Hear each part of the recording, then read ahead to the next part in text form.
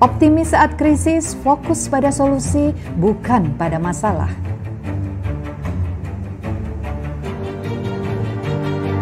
Kerjakan apa yang kamu cintai, hal ini akan membuatmu tangguh karena kamu menciptakan kebahagiaanmu.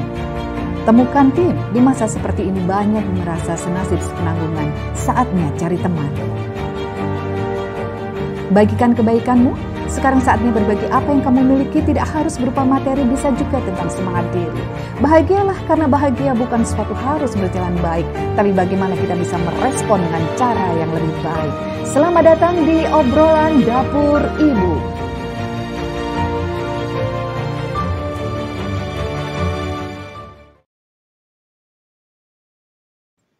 Halo, apa kabar Ibu Indonesia? Selamat berjumpa kembali di obrolan Dapur Ibu episode 27. Wow.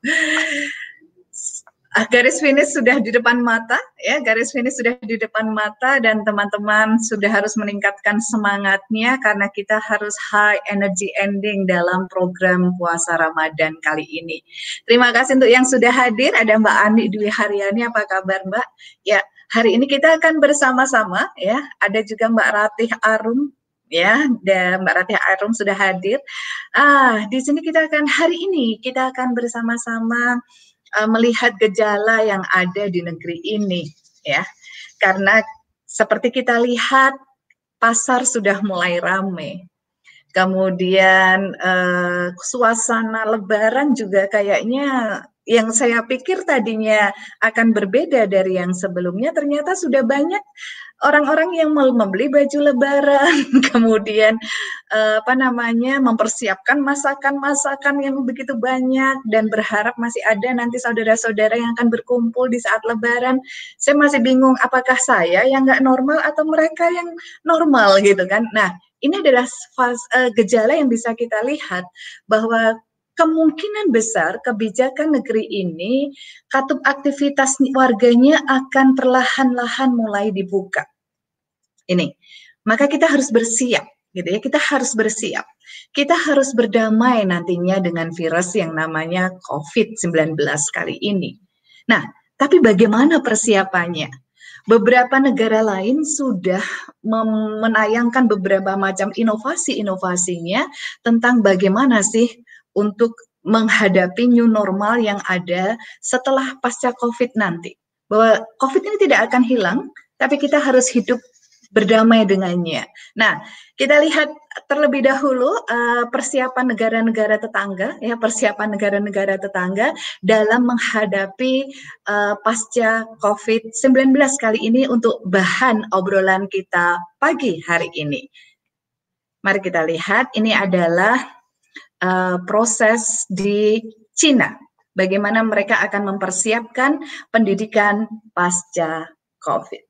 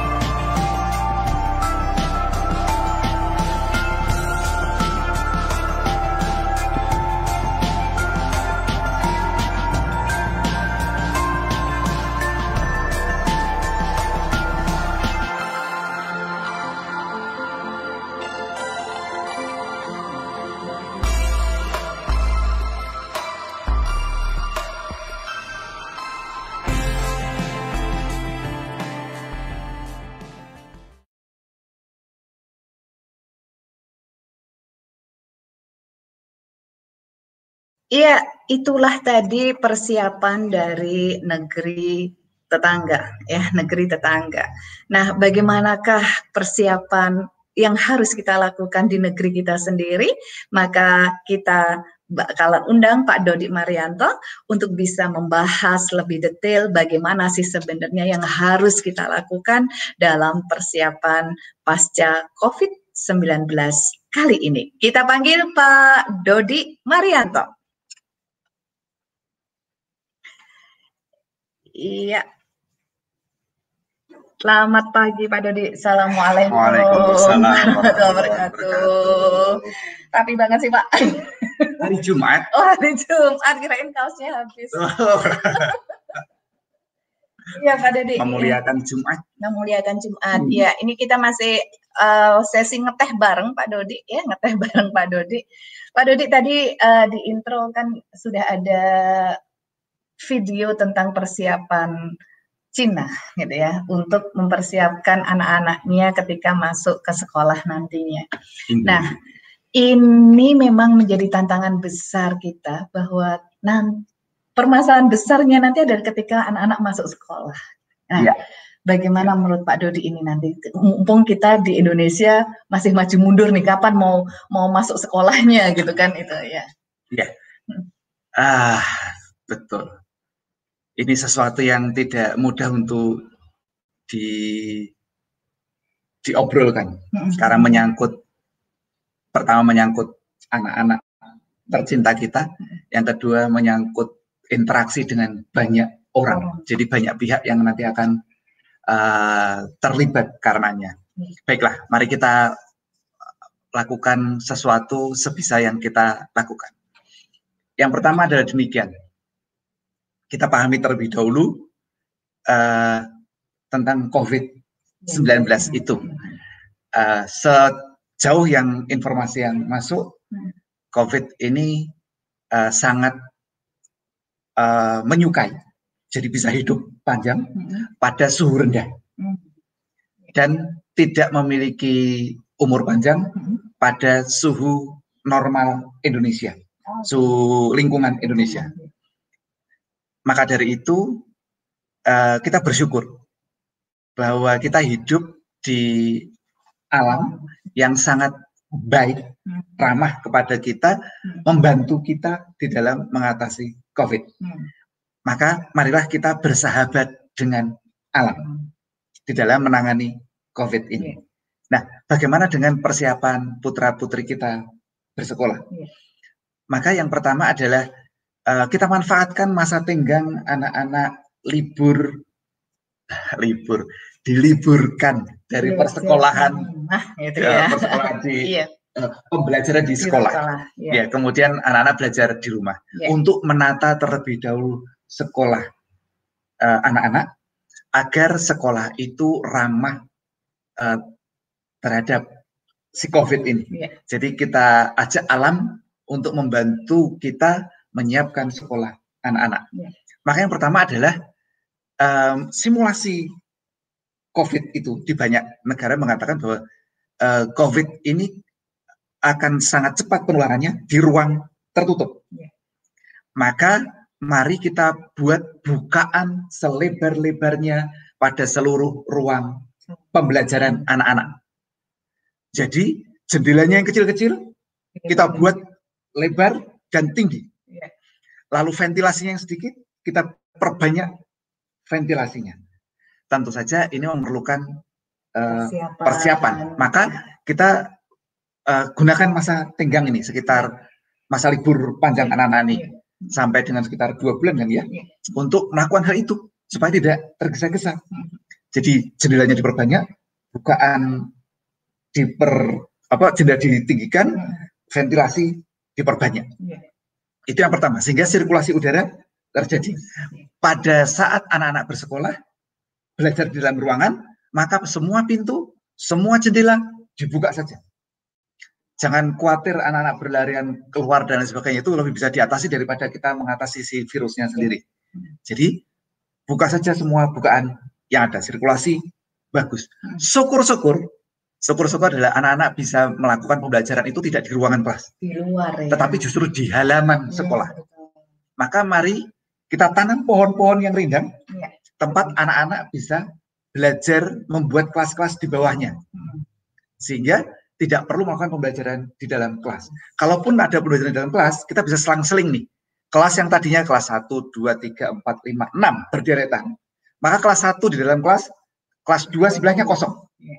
Kelas 3 ada, kelas 4-nya kosong. Jadi berselang-seling, isi kosong. Nah, yang kosong kemana? Ke halaman belajarnya. Itu untuk membuat ruangan lebih sehat. Ruangan guru, upayakan ruangan guru kalau bisa ruang guru itu di luar saja. Mungkin di teras. Di teras selasar anak-anak sekolah itu disiapkan meja-meja untuk para guru. Sekaligus untuk mendekatkan anak dengan gurunya, guru bisa mengawasi bagaimana proses interaksi anak-anaknya di luar, di halaman ketika istirahat. Agar jika ada yang tidak sesuai dengan protokol COVID, para guru masih bisa melakukan panduan. Jadi membimbing mereka bagaimana mematuhi protokol COVID saat ini. Jadi tata ruang kita atur sedemikian rupa agar komplimen dengan pandemi saat ini. Kemudian COVID juga tidak tahan terhadap cahaya matahari, terutama ultraviolet. Maka kita upayakan ruang kelas itu terpapar cahaya matahari sebanyak-banyaknya, sebisa mungkin. Beberapa genting mungkin perlu diganti dengan genting kaca. Dan sebaiknya, ini memang agak aneh Indonesia ini, membuat desain ruang kelas di area tropik dengan atap yang rendah. Desain ruang di tropik itu mestinya tinggi, seperti yang kita lihat pada bangunan-bangunan zaman Belanda dahulu. Mereka dengan cermat mendesain bangunan di sini. Maka saran saya sebenarnya atap awalnya, ceiling itu dibuka saja, sehingga langsung terkena ke genting, sehingga menjadi cukup tinggi untuk membuat sirkulasi udara bagus, dan kita bisa mengganti beberapa gentingnya dengan genting kaca, sehingga matahari masuk ke dalam ruang kelas. Itu membuat apabila memang ada virus yang masuk, bisa segera dimusnahkan.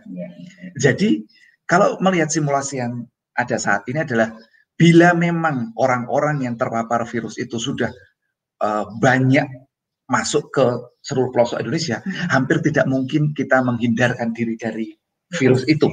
Maka yang perlu kita lakukan adalah membuat si virus itu tidak berdaya dengan penataan ruang kelas dan ruang guru. Perpustakaan juga demikian, ditata ulang agar sirkulasi udara dan cahaya masuk dengan bagus. Hindari untuk menggunakan AC pada area publik dengan orang yang banyak, seperti ruang kelas seperti itu. Karena AC itu enggak, sirkulasi udaranya berada di berputar-putar di area itu yang sama itu saja.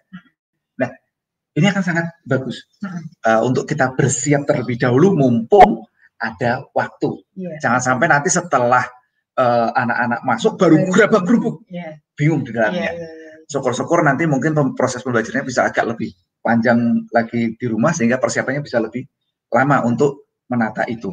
Lebih baik mengeluarkan biaya preventif daripada nanti mengeluarkan biaya kuratif untuk mengatasi yang sudah terjadi. Itu lebih repot. Harus melakukan desinfektasi di mana-mana, melakukan aneka macam pengobatan untuk anak-anak. Biayanya akan jauh lebih besar dan lebih tidak mengenakan untuk kita. Nah, setelah tata ruangnya disiapkan, kemudian anak-anaknya disiapkan. Karena memang seperti saya katakan tadi, agak muskil kita akan tidak terpapar oleh virus itu. Maka anak-anak sendirilah yang diperkuat imunitas tubuhnya agar tahan. Bila terpapar virus itu, mereka bisa melawan dengan baik, sehingga si virus tidak menjadi penyakit bagi anak-anak kita. Dengan cara apa? Asupan gizinya dipenuhi.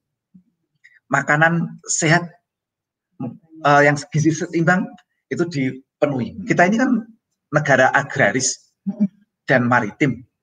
Mestinya makanan sayur mayur, ikan itu banyak, itu bagus buat kita. Nah, seringkali bahannya bagus, pengolahannya tidak bagus. Overcook itu sehingga nilai gizinya hilang. Jadi kalau sering jajan, maka seringkali sebenarnya makanan itu kerap kali menjadi overcook. Maka para ibu, para bapak, mari kembali ke dapur untuk memasak makanan sendiri untuk anak-anak, bekal ke sekolahnya maupun yang dimakan di rumah, sehingga bahan bagus dipilih, diolah dengan cara yang baik, disajikan dengan menarik. Itu penting untuk anak-anak. Setelah asupan gizinya, istirahat. Anak-anak perlu diatur waktu istirahatnya, aktivitas fisik diatur, sehingga jangan suruh anak-anak duduk manis berlama-lama. Apalagi kalau pembelajarannya di rumah dengan gadget dan laptop, jadinya tidak pernah bergerak. Itu akan membuat anak-anak rentan karena tubuhnya tidak sehat. Maka olahraga, gerakan fisik yang banyak, istirahat yang cukup. Secara psikis, buat anak-anak gembira, tidak stres, harus bahagia, agar imunitas tubuh naik. Kalau anak-anak stres, imunitas tubuh turun. Maka bila mana mereka belajar di rumah atau beraktivitas di rumah, para ayah, para ibu buatlah gembira. Nah, proses pembelajaran setelah ruangan anak-anak. Oh ya, ini tadi bukan siswa ya, para guru juga perlu melakukan penguatan dirinya. Karena juga rentan juga kan. Lebih rentan para guru. Lebih rentan daripada anak-anak. Ya, kalau kita melihat statistiknya, COVID ini sedikit mengenai anak-anak, lebih banyak kepada orang yang sudah berusia lanjut. Nah, para guru lebih rentan kemungkinannya terhadap hal itu. Ya, maka para guru lebih perlu untuk menjaga imunitas tubuhnya itu tadi. Nah, kemudian setelah ruang kelas anak-anak, ruang sekolah pembelajaran dan anak-anak, maka kita juga perlu mengatur tentang proses pembelajaran anak-anak. Ini harus ditata ulang lagi agar sesuai dengan protokol COVID ini. Yang pertama adalah jangan terlalu banyak beban konten materialnya, karena memang ternyata tidak terlalu penting konten material itu. Bisa dicari, terbukti anak-anak sekarang belajar online ini pasti mereka bisa mencari banyak gitu kan ya. Kita perlu memikirkan kembali apa yang sungguh-sungguh penting, prinsip untuk anak-anak ini. Coba didiskusikan kembali. Misalnya ini, alih-alih daripada berkompetisi adu pingpong, mari kita mulai melatih anak-anak untuk belajar berkolaborasi. Karena dunia menyatakan bahwa yang penting itu bukan adu pintarnya, tapi bagaimana kita bisa melakukan kerjasama. Negara yang hebat itu bukan yang adu pintar, tetapi yang bisa melakukan kerjasama yang sangat bagus, kolaborasi antar pihak yang sangat bagus. Dunia ini sudah bukan adu pintar antar negara, tapi bagaimana mereka berkolaborasi. Satu mobil itu jarang sekali yang diproduksi oleh satu perusahaan. Partnya itu berasal dari banyak pihak. Jadi pembelajarannya bukan bagaimana berkompetisi sendiri-sendiri, tapi bagaimana berkolaborasi. Misalnya itu. Kemudian arahnya daripada hanya menghafalkan Pancasila ada 5, atau rukun Islam ada 5, rukun iman ada 6, mari kita mulai masuk pada proses bagaimana struktur berpikirnya, sikap mentalnya, akhlaknya. Itu lebih penting daripada mengenai hal itu. Adabnya itu lebih penting daripada sekedar hafalan-hafalan sejarah dan lain sebagainya itu. Daripada menghafal sejarah seperti kita bicara kemarin, lebih kita berpikir bagaimana kita bisa belajar dari sejarah itu. Bagaimana para pendahulu kita dulu itu proses berpikirnya, menentukan sikapnya sehingga berhasil menghasilkan sesuatu atau gagal terhadap proses perjuangannya itu. Kita belajar dari hal itu. Itu adalah mengenai pembelajarannya. Kemudian waktu pembelajarannya juga diatur agar tidak terlalu lama. Karena waktu yang terlalu lama di dalam kelas duduk itu membuat anak-anak bosan, imunitas tubuh akan turun. Maka waktunya diperpendek, lalu jeda. Diperpendek lagi, jeda. Lebih banyak waktu antara pembelajaran dan jedanya itu agar kegembiraannya tumbuh, semangatnya tumbuh, imunitas tubuhnya akan naik. Nah, ini perlu dikelola. Dengan pembelajaran yang gembira bukan berarti nanti mutunya turun. Sebaliknya, dengan pembelajaran gembira kita akan bisa menaikkan kualitas pembelajaran. Nggak usah repot, kami membuktikannya. Jadi ini bukan sesuatu yang sekedar teori. Kalau memang nanti perlu diskusikan, kita akan diskusikan lebih lanjut. Kemudian setelah waktu pembelajarannya, apa yang perlu dipelajari, waktu pembelajaran dan metode pembelajarannya, itu perlu dipikirkan kembali tentang hal-hal yang penting untuk dilakukan itu bagaimana prosesnya dilakukan, sehingga semuanya akan mumpung ini ada pandemi, kita sekaligus melakukan sebuah revolusi gitu kalau ya. perlu Ini revolusi pendidikan ini. COVID ini memaksa kita gitu ya, memaksa kita. Nah, kemudian kita juga melakukan backup plan. Andai kata bahwa kemudian proses pembelajaran di rumahnya diperpanjang, maka kita perlu menyiapkan anak-anak agar lebih bisa melakukan kegiatan pembelajaran mandiri. Itu perlu disiapkan karena memang tidak bisa begitu saja langsung betul, bisa. Betul. Jadi perlu disiapkan. Siapanya perlu disiapkan? Yang perlu disiapkan adalah pertama siswanya jelas. Juga gurunya.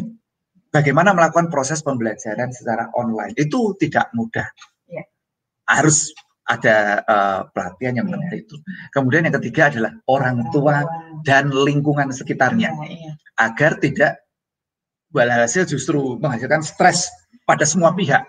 Karena ini sudah terjadi, kelihatan sudah banyak yang terjadi kejenuhan gitu kan Pak Dodi. Karena kan 2 minggu berharap masuk, nanti pengumumannya 2 minggu enggak lagi gitu. Jadi tarik ulurnya gitu, tarik ulur di program pembelajaran online ini yang membuat sebenarnya ada harapan PHP di PHP-in gitu kan. Ini membuat orang tua kadang tidak siap gitu. Kalau kita lihat pada tayangan video tadi ada yang nakal tuh bagian endingnya. Ada sarkastis banget tuh. Siapa yang paling senang dengan masuknya anak sekolah? Orang tua. Karena orang tua merasa terbebas dari segala beban. Dalam hal ini, sarkastis banget itu. Saya juga concern di situnya. Ini endingnya kok ya orang tuanya yang bahagia banget ketika anaknya sudah masuk sekolah lagi. Gitu. Jadi artinya orang tua dan lingkungan juga perlu dipersiapkan. Semuanya proses. Tidak bisa ujuk-ujuk jadi semua tidak bisa. Jadi maka mumpung itu waktu yang baik untuk berubah, maka marilah berubah. Tidak mengembalikan kepada proses yang sudah lama-lama, yang sudah terbukti tidak membuat anak-anak kita unggul. Itu yang penting untuk kita, untuk dikerjakan, bukan untuk dipikirkan saja, karena ini semua adalah tindakan. Membuat jendela itu besar dan banyak nggak bisa cuma dipikirin. Nanti besar sendiri nggak bisa. Harus datang, digempur, diganti kusennya, diubah bagaimana bentuknya, sehingga semuanya akan sesuai dengan protokol COVID ini. Nah, syukur-syukur adalah bahwa Bapak dan Ibu bekerja sama untuk sekarang menata halaman sekolah menjadi area yang paling disukai anak-anak untuk proses pembelajaran. Meski demikian, para guru juga perlu belajar bagaimana melakukan proses pembelajaran di luar. Karena ketika di luar, artinya anak-anak akan bisa terjadi fokusnya terganggu oleh banyak hal. Bagaimana proses pembelajaran di luar itu agar tidak mengganggu pembelajaran anak-anak. Nah, salah satu yang lain berikutnya adalah bahwa untuk meningkatkan imunitas tubuh, menjaga anak-anak dari COVID dan lingkungan yang sehat itu adalah dengan memperbanyak oksigen di area anak-anak. Maka ganti itu pagar-pagar yang tembok itu dengan kembali menanam pagar tanaman hidup. Kalau tidak bisa karena sudah kadung ada, maka buatlah, tempatkan pot-pot yang banyak pada sekujur pada sekeliling tembok pagar itu, sehingga akan tetap hijau. Itu bisa dilakukan. Jadi dulu saya menanam di pot-pot itu tanaman bambu, sehingga dinding itu tertutup hijau dan asupan oksigennya masih tetap bisa banyak. Itu Pak Dodi. Jadi dari ini kan banyak sekali yang harus kita persiapkan gitu ya selama anak-anak masih belajar di rumah. Jadi para guru sudah harus mulai mempersiapkannya, orang tua dan manajemen sekolah tentunya gitu kan. Dan terus terang Bapak dan Ibu tidak bisa mengharapkan bantuan dari pemerintah. Yang pertama adalah pemerintah kita sedang sibuk. Jadi kita bantu mereka dengan tidak menambah beban penderitaan mereka. Marilah kita kerjakan apa yang bisa kita kerjakan agar pemerintah juga bisa fokus untuk menangani pandemi dan segala dampaknya dengan lebih baik. Kita memang tidak bisa mengharapkan itu. ya kita ini sudah terlatih sebagai warga negara Indonesia ini untuk senantiasa bergerak proaktif mengerjakan dan membereskan segala kepentingan kita sendiri. Marilah kita urus kepentingan kita dengan lebih baik. Ini demi anak-anak kita sendiri, bukan untuk orang lain. Betul, karena ini saya yang deg-degan itu adalah ketika nanti masuk sekolah itu justru anak-anak lah yang terpapar dengan resiko yang sangat tinggi gitu kan. Iya. Nah, atau yang kedua, paparannya ada pada anak-anak. Anak-anak tidak apa-apa. OTG anak-anak ya. Iya, tapi mereka ketika kembali ke rumah, di sana ada eyang, ada ini, mereka menjadi carrier untuk menularkan kepada orang lain yang rentan terhadap COVID-19. Ya, karena ini penting sekali dan nggak perlu menunggu gitu. Kita nggak harus menunggu konsep dari pusat seperti apa, konsep dari pemerintah seperti apa. Kita harus selalu memulainya terlebih dahulu. Nah, kira-kira Pak, dari sebanyak proses yang harus dijalankan, apa yang paling mudah dan bisa segera gitu dulu? Segera dijalankan di minggu-minggu inilah gitu. Karena anak-anak berada di rumah, maka yang bisa kita jalankan adalah proses pendidikan anak-anak di rumah. Iya, protokolnya sama. Mari kita jadikan rumah kita sehat. Kalau tadi kan sekolah anak-anak sehat, sekarang tempat pembelajaran anak di rumah. Maka jadikan rumah kita sehat. Bukaan jendelanya, pintunya harus lebar, cahaya leluasa masuk ke dalam rumah. Kebersihan dijaga sebanyak-banyak itu. Kemudian memperbanyak anak-anak beraktivitas di luar rumah agar mereka terkena sinar matahari dan juga langsung bukaan keluar. Meski demikian perlu menjaga jarak antara satu dengan yang lainnya agar masih terjaga jarak aman. Mereka beraktivitas dengan teman-temannya bila memang beraktivitas seperti itu. Anak-anak tidak bisa dilarang untuk beraktivitas dengan kawan-kawannya. Maka latih anak-anak untuk melakukan jenis permainan yang aman untuk dilakukan bersama. Misalnya nih, permainannya enggak gelut-gelutan gitu ya. Karena kalau gelut-gelutan kan mereka bersinggungan dan berdekatan. Ayo cari permainan yang tidak bersinggungan. Misalnya apa? Engklek. Engklek itu apa ya? Sondah mandah. Lalu banyak gitu ya. Springen ini. Itu lompat tali. Itu di mana anak-anak tidak perlu saling bersinggungan dan berdekatan. Main layang-layang bersama. Itu jadi bahwa anak-anak tetap bisa bermain bersama, tetapi mereka terjaga dari persentuhan dengan kawan-kawannya. Lalu bisa tetap menggunakan perlengkapan yang memadai, misalnya face shield gitu ya, yang bisa dibuat sendiri lah. Guru mulai bikin mulai sekarang gitu kan, mempersiapkannya. Misalnya itu di rumah ini. Jadi anak-anak ini di rumah kita. Jadi anak-anak tetap belajar bermain dengan gembira, belajar dengan cara memadai di rumahnya. Nah kemudian jangan paksa anak-anak untuk belajar aneka macam hal selama di rumah. Pertama, latih terlebih dahulu adab mereka untuk belajar secara mandiri, agar mereka bisa melakukannya dan tahu batasan-batasannya, mana yang boleh, mana yang tidak, dan mana yang perlu dilakukan, mana yang justru terlarang untuk dilakukan. Itu dilatihkan agar mereka tidak tersesat di dunia maya.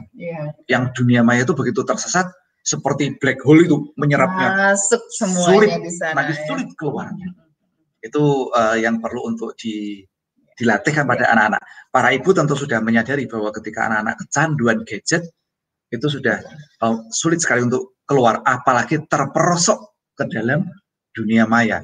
Itu luar biasa gelapnya, gelap, pekat, dan sangat membebani. Maka anak-anak perlu diajar nih adabnya, agar mereka bisa melakukannya dengan cara yang baik dan optimum, bisa menggunakannya secara optimum dalam proses pembelajaran dan pengembangan diri mereka. Orang tua perlu memberikan contoh bagaimana melakukan itu dengan baik. Nanti kita bicara khusus mengenai adab pembelajaran dengan online, mandiri dengan secara daring. Karena ternyata banyak sekali yang harus renik-reniknya, dan kita harus, kadang selama ini kita lewat gitu, kita lewatkan saja, dan ternyata harus dipenuhi terlebih dahulu. Itu nasib pasar. Market kita itu adalah market pengguna. Benar-benar ya. Nah, kadang kita ini justru didorong-dorong untuk menggunakan meskipun sebenarnya mereka sendiri tidak mau melakukannya. Yeah. Contohnya nih, beberapa makanan yang warnanya luar biasa itu penggunanya nggak pernah makan, produsennya nggak pernah makan itu, anaknya dilarang makan, tapi mereka menjual kepada anak-anak kita untuk mereka makan. Saya mengenal beberapa produsen semacam itu. Teknologi juga sama ternyata. Teknologi gitu kan? Itu anak-anaknya si Mark Zuckerberg, anaknya Bill Gates, anaknya Steve Jobs itu mereka melarang untuk anak-anak mereka menggunakan gadget sebelum tiba waktunya. Dan sebelum tiba waktunya itu 14 tahun ke atas. Anak-anak kita. Konsumennya, wow. Terus sebagai konsumen justru bayi aja udah pegang. Langsung. Gitu. Kalau nangis tuh saya sampai sedih gitu. Kalau nangis kasih tab, kasih HP gitu udah diem sendiri. Atau gitu. kalau punya arisan biar nggak mengganggu. Kasih HP, pegangin HP. Gitu. Nanti kita akan bahas khusus ya Pak Dodi tentang ini karena ini harus membuka wawasan para orang tua untuk pembelajaran adab pembelajaran online ini. Ya. Terima kasih Pak Dodi, segmen 1 sudah selesai ya obrolan serunya ini karena menghadapi pasca Covid nanti gitu. Dan kita akan besok akan ada sesuatu yang baru gitu kan. Anak-anak muda, ada anak muda lagi untuk kan besok kita penutupan gitu ya, penutupan obrolan dapur ibu di tahap edisi Ramadan gitu kan, karena nanti tanggal 24 insya Allah kita tidak tayang gitu. Lebaran lah dapur ibunya lebaran, libur sehari gitu ya. Dan ini besok kita akan menghadirkan siapakah dia? Nah, bisa cerita nih Pak Dodi, ini besok Mbak Ara akan hadir ya. Ara akan hadir di obrolan dapur ibu jam 10 tentang pendidikan anak pinggiran. Wah, ini nih. Anak pinggiran itu senantiasa menjadi korban. Iya, betul. Termasuk juga keluarga pinggiran itu senantiasa menjadi korban. Jauh dari lingkaran pusat. Ya. Periferi ini seringkali hanya menjadi bagian yang selalu disepelekan dan tidak ikut terlibat di dalam percaturan. Ya. Kalau hanya tidak dilibatkan tidak apa-apa, tapi kemudian menjadi korban itu menjadi sangat menyedihkan. Ya, nah, termasuk dalam program pendidikan. Ketika pendidikan tiba dicabut dari persekolahan, pembelajaran dikeluarkan dari persekolahan, dikembalikan ke dalam rumah, yang paling menderita adalah kembali anak-anak pinggiran yang tidak memiliki akses internet memadai, yang jauh dari fasilitas pendidikan publik semacam perpustakaan dan lain sebagainya. Anak pinggiran senantiasa menjadi korban. Ara dan kawan-kawan itu sedang menginisiasi sebuah program yang bernama Project AHA. Itu untuk memberikan kesempatan kepada anak-anak pinggiran mendapatkan pendidikan baik, pendidikan yang bermutu tinggi dan tidak kalah dengan mereka yang dekat dengan pusat. Bahkan kita akan memberikan kesempatan nantinya kepada anak-anak pinggiran itu bahwa mereka bisa melakukan apapun yang ingin mereka lakukan tanpa berbatas. Nah, esok hari ini ya, Ara akan melakukan di penutup bulan Ramadan, Ara akan launching programnya Project AHA untuk pendidikan untuk anak-anak pinggiran. Karena selama COVID ini mereka sudah membuktikannya, sudah bekerja keras gitu kan, dan ini akan selebrasi lah ya besok. Ramadan, teman-teman para local champions, anak-anak muda yang berada di pelosok-pelosok itu mengambil peran, mereka menjadi agen perubahan pendidikan anak-anak ini, membawakan beberapa material yang kemudian didistribusikan kepada anak-anak pinggiran dan membantu mereka, memandu mereka bagaimana proses belajarnya. Bapak dan Ibu nanti akan dapat berkontribusi di dalam program pendidikan anak pinggiran itu dengan cara yang sederhana. Anak pinggiran tidak selalu mereka yang berada di ujung pinggir Indonesia. Barangkali itu ada di sebelah rumah kita, anak pinggiran ini yang tidak punya akses internet atau keterbatasan dengan segala fasilitas pendidikan. Jadi tidak hanya akses internet saja, mungkin ada akses internet tapi tidak memiliki orang tua yang punya waktu selama masa COVID ini. Mereka harus mencari nafkah harian gitu kan, mencari nafkah harian atau masuk kantor, mereka yang berkantor harus masuk kantor. Nah, ini termasuk anak-anak yang kadang tidak terpikirkan gitu, tidak terpikirkan selama masa belajar di rumah ini. Nah, besok kita akan gali lebih lanjut. Betul, Bapak Ibu bisa bagaimana prosesnya gitu dan ya. Bapak Ibu bisa ikut terlibat. Bagaimana Bapak Ibu bisa ikut terlibat di dalamnya sebagai bersama-sama menangani pendidikan anak pinggiran ini. Terima kasih, dan untuk teman-teman selamat datang yang baru saja datang ya, yang baru saja datang, senang sekali untuk bisa bergabung di edisi ngeteh bareng Pak Dodi, edisi terakhir Ramadan ini. Kalau ada pertanyaan silahkan nanti dituliskan ya, dituliskan di sana teman-teman. Mbak Susi Kaswari, apa kabar?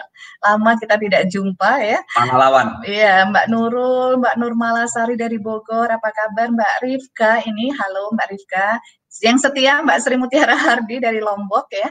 Kemudian teman-teman yang baru saja masuk mungkin ada Mbak Marliati Ningsih dari Sulawesi Tenggara dan Mbak Triwulandari. Ya, terima kasih untuk teman-teman yang sudah hadir. Kita masuk ke sesi ngobrol diskusi sekarang untuk tanya jawab. Silahkan tuliskan pertanyaan yang ada di sana seputar apa saja yang ingin Anda ketahui. Nanti kita mau ngobrolkan bersama ya. Pak Dodi, ini yang aduh gitu ya. Kita mulai dengan ini Pak Dodi, di sekolahan ini memang sangat riskan gitu ya. Contohnya aja ketika cacar air gitu. Cacar air, satu aja yang kena cacar air maka sangat cepat sekali gitu. Sangat cepat sekali untuk berputarnya gitu kan, berputarnya di area sekolahan ini. Nah, sekarang yang menjadi gejala kita kan ketika anak-anak minimal lah Pak Dodi, pilek gitu aja ya. Nah, bagaimana cara kita untuk memahamkan lingkungan bahwa kalau pilek jangan masuk sekolah gitu. Ini proses yang penting. Ya. Mumpung pandemi seperti saat ini itu penyadaran kepada para ayah bunda itu bisa lebih mudah untuk dilakukan. Ya, jadi perlu kesadaran dari para orang tua. Yang pertama adalah para orang tua perlu menyadari bahwa ketika mengantarkan anak ke sekolah itu bukan sedang membuang mereka ke luar dari rumah ya. Sehingga orang tua merasa bebas, merdeka boleh melakukan apa saja, hanya sekedar menitipkan kepada orang lain. Jadi apabila anak-anak terkena sakit, maka izinkanlah anak-anak untuk istirahat sampai pulih. Itu terlebih dahulu. Jadi orang tua juga perlu merasa jika kumpul dengan anak-anak itu benar-benar bahagia gitu. Itu kesadaran pertama. Jadi mengembalikan kegembiraan orang tua untuk beraktivitas bersama dengan anaknya sendiri. Itu harus ditumbuhkan lagi. Sehingga orang tua tidak khawatir nih anaknya mau berada di rumah terus atau berada di sekolah. Itu pilihan anak, bukan pilihan orang tua. Untuk anak berada di sekolah atau berada di rumah. Jadi kalau anak memilih berada di rumah, ya tidak apa-apa. Betul. Jadi bila anak sedang sakit, maka izinkan untuk memulihkan diri di rumah. Itu untuk membuat anak kita bisa pulih dengan lebih cepat.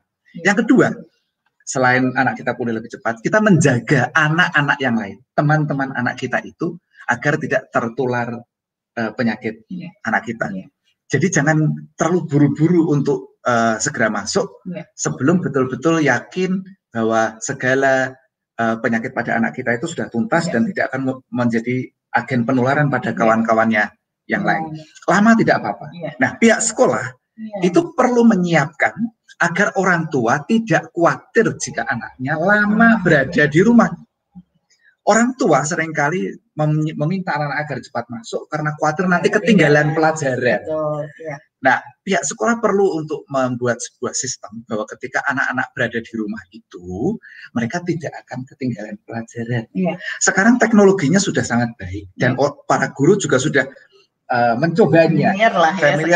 Paling tidak pernah mencoba bahwa dari rumah itu tetap bisa belajar. Jadi barangkali anak-anak yang di rumah itu tetap bisa mendapatkan pembelajaran di kelasnya. Barangkali proses pembelajaran di kelas bisa di streaming.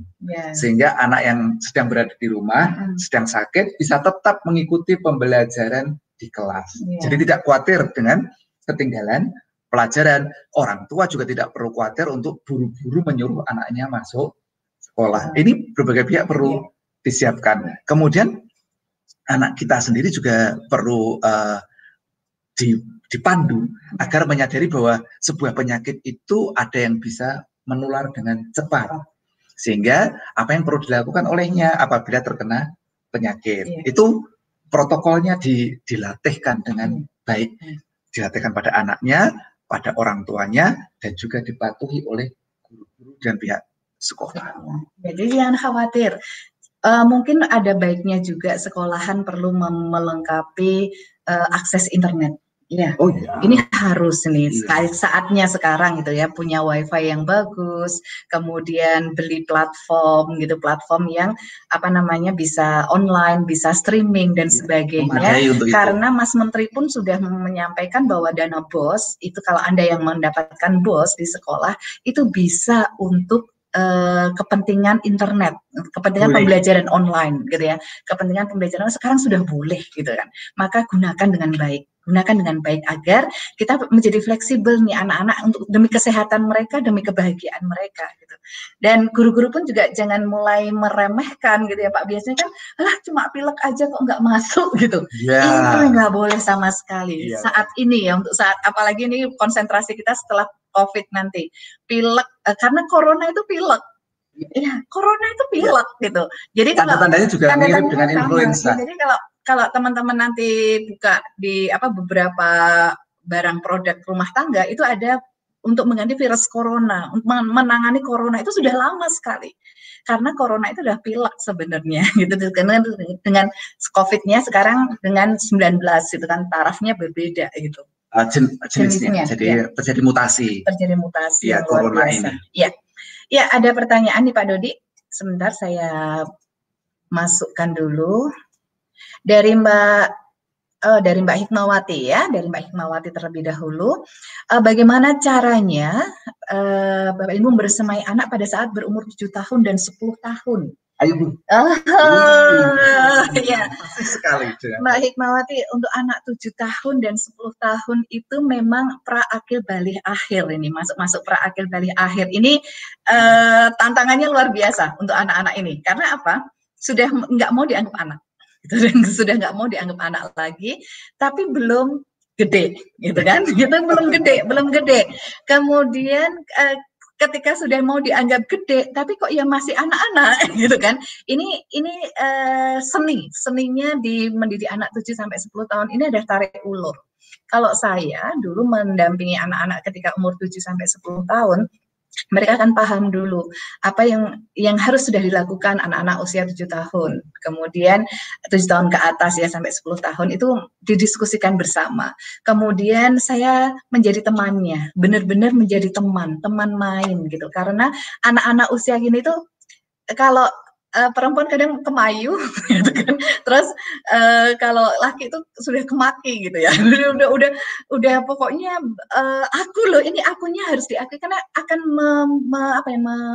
meminta kepada lingkungan di sekitarnya bahwa aku pengakuan loh, aku sudah gede loh, aku diakui, aku bukan anak kecil lagi. Nah, kitalah yang harus paham tentang itu karena mereka sedang berproses, memang belum benar-benar gede, belum benar-benar jadi gitu, jadi akunya gitu, tapi ini proses mendampinginya, jadi tarik ulur aja.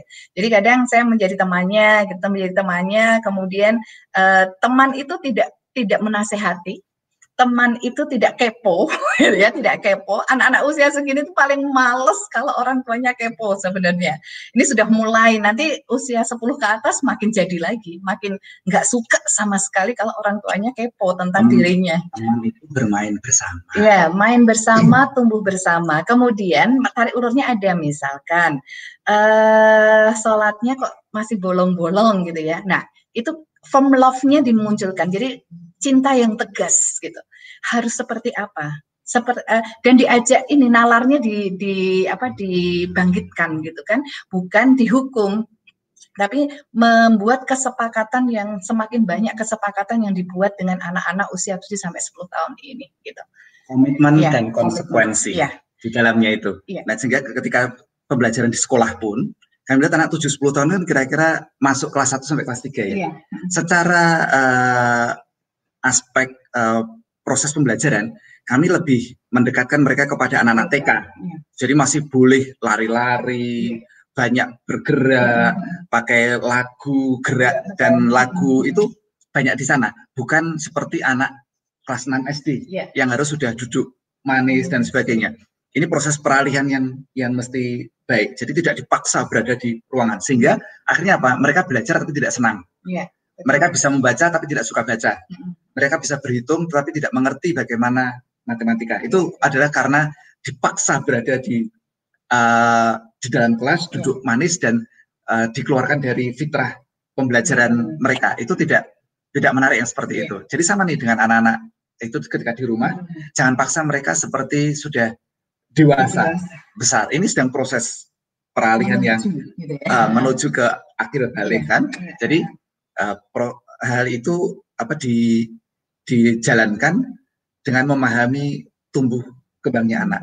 Kembali gunakan 3 mantra itu, banyak main bareng, banyak ngobrol bareng, banyak beraktivitas bareng. Nah, pada tahap 7-10 tahun ini sangat baik untuk lebih fokus menanamkan 4 hal, yaitu iman, akhlak, adab, bicara. Itu. Oke, gitu ya Mbak Hikmawati. Ya, selanjutnya dari Lombok, Mbak Sri Mutiara Suhardi, izin bertanya, saya sedang mati gaya. Aduh, ada obat anti mati gaya ini. Anak-anak homeschooling 80% kegiatan belajar di luar rumah. Liburnya, ibunya senang jalan-jalan gitu kan. Nah, saat pandemik ini saya bingung memberikan kegiatan belajar anak-anak. Lombok? Iya, ya Pak. Lombok itu area sehatnya masih sangat luas. Kebun banyak. Sawah banyak, artinya berkegiatan dengan anak di luar rumah. Kalau ibunya suka jalan-jalan, apalagi ibunya suka jalan-jalan, berkegiatan di luar rumah sangat leluasa. Sabana masih ada, hutan masih ada, pantainya masih ada. Itu area yang sangat sehat. Kita hanya perlu apa sih? Kita bukannya tidak boleh keluar rumah. Kita hanya diminta satu, menjaga jarak fisik dengan orang yang lain, yang tidak dengan sekeluarga kita. Jaga jarak fisiknya. Kemudian gunakan masker atau face shield agar kita menjaga diri kita dan menjaga orang lain dari kemungkinan tertularnya COVID-19 ini. Lalu kita ketika di luar lagi itu menghindari kerumunan yang berdempet-dempetan, berdesak-desakan, sehingga kalau bisa memang menggunakan angkutan pribadi.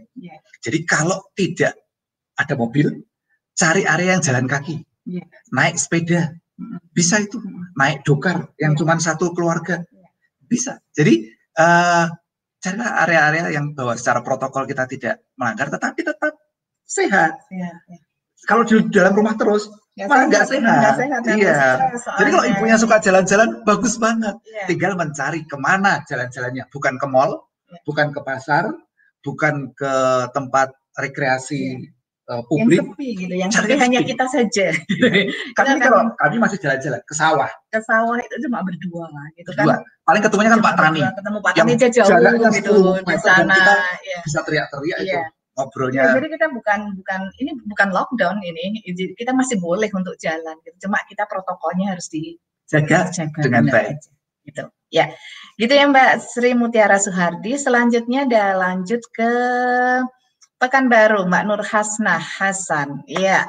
Assalamualaikum. Waalaikumsalam. Pak, Bu mau pencerahan. Kalau ternyata atas pertimbangan masih rawannya penularan COVID pada anak sekolah, sehingga memutuskan tetap school from home dulu, apa step-step dalam menyusun kurikulum yang dapat mengkombinasikan antara kebutuhan, customize, dan dari Dignas untuk anak yang baru masuk SMP? Begini yang pertama. Yang pertama kan tentu akan ditanya nih, masih terdaftar di sekolah atau tidak. Kalau terdaftar di sekolah, artinya perlu diskusi dengan pihak sekolahnya apakah diizinkan atau tidak. Jadi ini secara legalitas seperti itu. Atau mau mengambil jalur PKBM. Jadi memang belajar di rumah, nanti akan tes kesetaraan untuk sang anak dalam proses itu. Dalam proses belajarnya sangat mungkin untuk dilakukan. Mengambil kurikulum, jadi kontennya adalah konten dari Dignas, dengan cara belajar yang berbeda. Misalnya begini ya, ini misal nih contoh sadar. Daripada pembelajaran seperti jadwal sekolah kita itu, seminggu itu bahasa, misalnya seharinya bahasa Indonesia jam pertama, lalu bahasa Inggris jam kedua, lalu matematika jam ketiga, lalu fisika jam terakhir, begitu seterusnya dalam setiap hari. Kami lebih memilih begini, misalnya ada 6 pelajaran, maka dalam satu semester itu kan 5 bulan. 6 bulan kan sama istirahat toh. Jadi 5 bulan efektif itu. 5 bulan. Artinya kita akan mengambil 2,5 bulan untuk 3 pelajaran. Fokus. Lalu 3 bulan berikutnya untuk 3 pelajaran lagi. Sehingga bisa lebih fokus menghadapi hal itu. Atau kita bagi nih 2 bulan, 2 bulan, 2 bulan. Sehingga 2 bulan pertama itu dengan 2 pelajaran, 2 bulan kedua dengan 2 pelajaran, 2 bulan ketiga dengan 2 pelajaran. Itu bisa lebih fokus dan lebih efektif, dan kita bisa melakukannya dengan lebih menyenangkan buat anak-anak. Lalu gunakan metode yang sangat menggembirakan, berbeda dengan proses pembelajaran di dalam kelas, karena kita memang hanya dengan anak kita berdua, jadi nggak lucu tuh ibunya di depan memberikan pelajaran, anaknya duduk buka buku diktat itu kan nggak asik gitu. Jadi gunakan metode-metode yang memang justru bisa mengajak anak-anak terlibat secara fisik, emosional, dan spiritual di dalamnya. Jadi daripada mempelajari bagaimana organ tubuh ikan, kan mending masuk ke dapur, belah ikannya, dilihat bersama, dipelajari bersama, dimasak.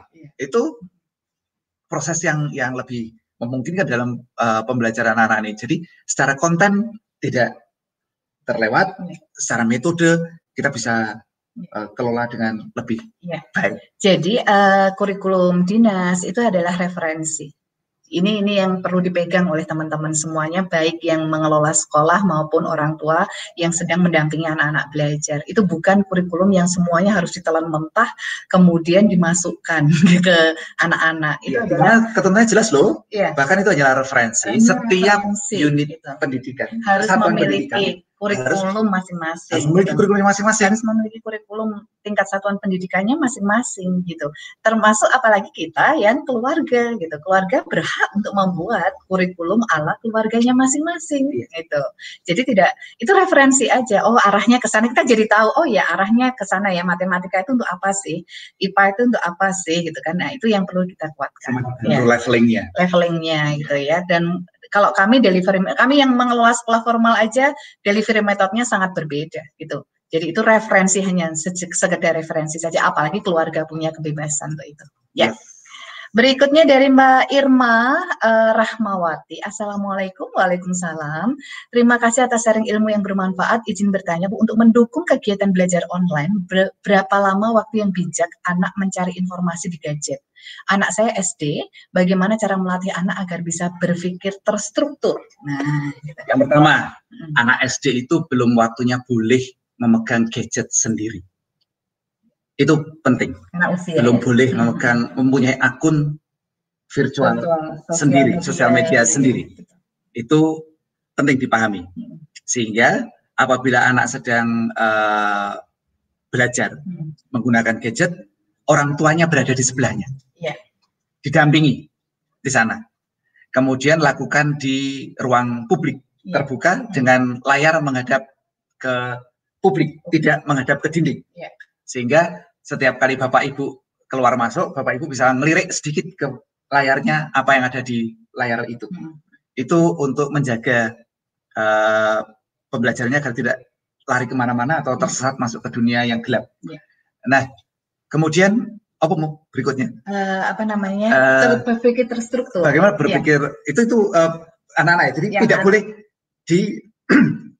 dilepas tanpa dampingan orang tua. Itu yang lama sebenarnya Pak untuk bisa terpapar gadget gitu anak-anak itu. Perharinya? Iya, perharinya.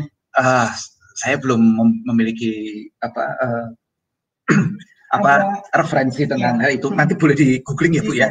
Research berapa sih anak aman untuk hal itu? Yang pertama adalah aman secara fisik. Jadi matanya tidak terganggu kesehatannya. Yang kedua secara psikis, agar emosinya tidak larut di dalamnya. Coba dilihat, karena beberapa hal tentu berbeda. Jadi misalnya begini, ketika nge-game online dengan ketika mencari pembelajaran, itu tentu berbeda tingkat emosionalnya. Nah, itu tentu berbeda rentang waktu yang di sana. Bapak Ibu nanti bisa googling mengenai waktu yang sangat yang baik untuk anak-anak. Tapi itu sekali lagi hanya referensi. Bapak Ibu harus melihat bagaimana respon anak ketika melakukan hal itu. Jadi kalau dulu saya bersama dengan anak-anak kalau dulu kita ke wartel gitu ya, warnet. Ya. Kita dulu ke warnet itu awalan karena waktu NS Ara kecil itu kan belum ada fasilitas internet di rumah. Kita harus hadir ke warnet untuk menjalankannya. Saya menggunakan rentang waktunya udah 15 menit. Jadi 15 menit sehari. Karena apa? Waktu itu anak-anak usianya adalah 10 tahunan, ada yang masih 6 tahun, ada yang masih 7 tahun gitu. Nah, itu rentang konsentrasi mereka itu sebenarnya adalah 6 menit atau 7 menit dalam kondisi offline. Dalam kondisi offline itu adalah rentang konsentrasi kan 1 menit kali umurnya gitu kan. Kira-kira gitu, untuk penelitiannya ada seperti itu. Nah, akan makin panjang kalau memang menarik. Nah, online itu menarik gitu kan. Online itu menarik, maka saya ambil 2 kali lipatnya. 2 kali lipatnya. Kalau mereka 6 tahun, 6 menit berarti 12 menit. Yang satunya 7 tahun, 7 menit offline, berarti online-nya adalah 14 menit. Oke, saya ambil yang terpanjang adalah 15 menit. Nah, itu adalah proses belajar awalannya untuk di internet. Nah, berikutnya ternyata lihat hijau-hijauan, kemudian nanti beraktivitas apa lagi, duduk lagi 15 menit. Nah, kalau memang perpanjangannya seperti itu. Nah, itu bisa dilakukan. Jadi yang penting begini nih, kalau dulu ketika pembelajaran tidak menarik, kita akan mendorong anak-anak agar bagaimana mereka belajar untuk tertarik. Nah, bagaimana ketika sekarang masuk ke dunia yang sangat menarik? Iya, ini sangat menarik ini soalnya. Dunia internet itu sangat menarik. Iya, maka kita melatih anak-anak untuk berhenti ketika sangat menarik. Jadi bukan terlarut dalam ketermenarikan itu. Jadi anak latihan itu bahwa mencukupkan, stop. Jam sekian, sekian menit stop. Nah, Bunda tadi melatihnya dengan 15 menit atau kira-kira 2 menit kali usianya dalam tahun. Itu untuk melatih mereka, sudah stop dulu, berhenti, lalu berkegiatan yang lain. Nanti setelah berkegiatan yang lain baru boleh balik lagi. Ke sana lagi dengan waktu yang sudah ditentukan lagi. Itu latihan disiplin. Kemudian berpikirnya dilatih. Cara berpikirnya dilatih dengan apa? Dengan 3 hal itu tadi. Banyak main bareng, banyak ngobrol bareng, banyak beraktivitas bareng. Itu proses latihannya. Nah, karena dulu anak-anak itu atau zaman kita itu mencari ilmu, kemana-mana kita harus bergerak. Maka kita yang dorong adalah kemauan untuk bergerak, lalu membaca dan menggunakan proses kolektif. Nah, di zaman sekarang informasi itu banjir kepada anak-anak. Maka anak-anak dilatih untuk menyaring, menolak yang mana dan menerima yang mana. Itu proses latihan di dalam itu. Oke, seperti itu ya Mbak ya. Kemudian lanjut dari Mbak Nurmalasari Kusuma, Pak Dodi dan Bu Septi, pendidikan jenjang tingkat apa yang siap kembali ke sekolah? TK, SD, SMP, SMA, kembali ke sekolah lagi gitu. Oh iya, tidak tahu saya. Nggak tahu ya ini ya. Iya. Ini kalau dibilang siap, kita ini agak siap nggak siap begitu itu. Nggak siap ini ternyata. Jadi sebenarnya hanya persoalan nantinya itu akan diinstruksikan seperti apa, gitu. Dan kita harus bersiap semuanya dengan hal itu. Sesiapapun nih. Jadi kalau putra bapak ibu SMP ya SMP-nya dibereskan, putra bapak ibu SD, SD-nya harus dibereskan. Kita hanya fokus pada anak kita sedang berada di mana. Kita pastikan bahwa ruang belajar anak kita, tempat belajar anak kita sehat. Anak kita belajar dalam keadaan baik bersama dengan teman-temannya. Ya, karena sekolah juga penting. Mengingat saya kalau melihat kondisi belajar di rumah kali ini, wah ini anak-anak yang tidak memiliki fasilitas, tidak memiliki orang tua yang tepat, emang sekolah harus sekolah, gitu, harus sekolah. Kalau enggak nanti memang terlantar anak-anak yang seperti ini. Gitu. Dan terlantar. Di rumah terlantar itu, aduh itu ngenes banget untuk generasi kita ya, gitu. Maka penting. Saya sih memahami apabila kemudian pihak dinas pendidikan akan segera membuka sekolah. Karena saya memahami dan melihat sendiri betapa banyak anak-anak yang terlantar ketika proses belajar di rumah ini. Karena lingkungannya, keluarganya, lingkungan sekitarnya, dan guru-gurunya itu tidak siap dengan proses pembelajaran di rumah ini. Itu justru mereka nanti akan terlantar bila sekolah tidak segera dibuka. perlu kita persiapannya aja. Oke. Kemudian dari Mbak Istari Fitria, apa kabar Mbak Istari Fitria? Izin bertanya, anak saya 4 tahun suka sekali aktivitas di luar rumah dan saking aktifnya suka muter-muter dan ngomong apa saja yang disukai. Dan di waktu tidur siang ini susah diajak tidur, emaknya pengen tidur capek. Apa yang harus saya lakukan? Kadang tak biarkan nonton TV sendiri. Aduh, ini dia. Yang pertama adalah kodanya itu apa, ekornya itu tadi yang dibiarkan nonton TV sendiri. Jangan pernah membiarkan anak-anak menonton TV sendiri tanpa didampingi. Kami tidak pernah melakukan itu. Jadi pastikan kita berada di samping anak-anak ketika menonton TV. Yang kedua, ini bukan urusan bagaimana mengendalikan anaknya. Ini adalah urusan bagaimana emaknya mengendalikan emaknya agar tetap punya energi yang tinggi. Emaknya harus belajar. Yang ketiga, anak-anak tidak harus tidur siang. Bangsa yang tidur siang itu terbukti tidak maju. Jadi kalau Anda memaksa anak-anak tidur siang, ya Anda sedang menyiapkan menjadi anak-anak yang Saya tidak pernah untuk memaksa anak tidur siang karena saya sejak kecil paling benci banget kalau disuruh tidur siang, dipaksa untuk tidur siang. Maka saya bilang ke anak-anak, ibu tidak akan memaksamu untuk tidur siang sewaktu kamu masih kecil. Nanti kalau kamu udah gede, ibu suruh tidur siang pasti seneng banget gitu kan. Karena kalau udah gede-gede kayak ini pengennya bu bisa tidur siang tuh enak banget ini ya gitu. Itu adalah waktu yang nggak tepat aja gitu kan memberikannya. Iya, terima kasih. Ini satu lagi Pak Dodi, mumpung sudah ini pemisahan IPA dan IPS dari Mbak Fikra Faila gitu ya. Terakhir ini soalnya. Bu mau tanya, anak-anak usia SMA yang ada pemisahan IPA dan IPS, apakah pemisahan IPA IPS itu baik? Saya merasa pemisahan IPA IPS itu kok enggak baik ya. Kalau menurut Pak Dodi gimana gitu? Ya, saya tidak akan berpendapat ini karena ini sudah bagian dari regulasi ya. Regulasi dari pemerintah. Ya. Kecuali Mbak Fikro nanti akan melakukan homeschooling. Homeschooling. Karena ketika homeschooling itu artinya keputusannya ada pada orang tuanya. Ya. Kalau di sekolah itu memang harus mengikuti sekolah. Iya, jadi kalau dulu ada IPA, IPS begitu ya kalau sekolah harus mengikuti itu. Ketika menjadi fisika, biologi, bahasa ya mesti ikut itu. Jadi salah satu konsekuensi dari masuk ke dalam sistem adalah harus taat kepada sistem itu, aturannya. Jadi saya tidak akan berpendapat mengenai apakah baik atau tidak baik pemisahan IPA IPS itu.